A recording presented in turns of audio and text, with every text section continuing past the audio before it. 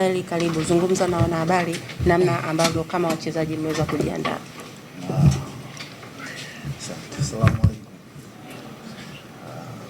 Sisi kama wachezaji tumejiandaa kwa mchezo huu. Tunaamini pia mchezo utakuwa mgumu kwa sababu Simba ni timu kubwa na naamini wamejiandaa zaidi. Kwa hiyo ukizingatia tumepoteza mchezo uliopita kwa magoli mengi, kwa hiyo tumejiandaa zaidi kufanya vizuri mchezo huu. Shukrani sana.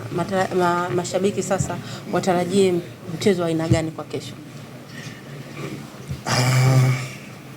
Mashabiki wetu watarajie mchezo mzuri, na kama wapinzani wako wanategemea mchezo utakuwa mrahisi kwao, haitakuwa hivyo. Wajiandae kwa sababu na sisi tumejiandaa, mchezo utakuwa mzuri na utakuwa mgumu nami. Shukrani sana. Nakaribisha maswali kwa mchezaji.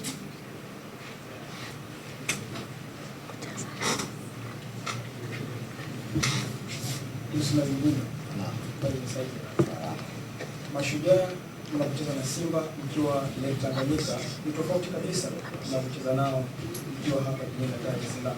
Pengine shida na kwa nini? Mimi naamini kila timu inakuwa na plani sehemu wanapokuwa wanacheza. Kunakuwa na utofauti mkiwa mnacheza nyumbani na mkiwa ugenini, kwa sababu mkiwa nyumbani mnakuwa na advantage ya nyumbani, na advantage ya mashabiki, na advantage ya uwanja wenu. Mnapokuwa ugenini inakuwa tofauti. Kwa hiyo approach ya ugenini na approach ya nyumbani mara nyingi zinakuwa tofauti.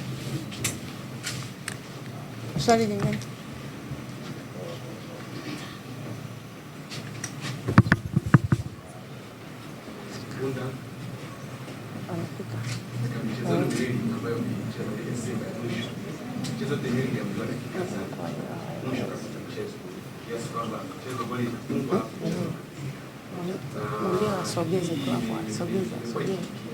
Baada ya mchezo kama hiyo, wachezaji wanaonekana kwamba sahau katika ngine za jioni, licha ya kuwa wamefanya kazi kubwa wakati wote wa mchezo wa mara kadhaa.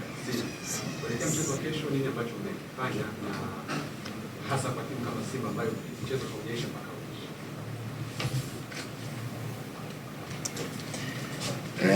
tumefanyia kazi sehemu nyingi, na hiyo pia ni sehemu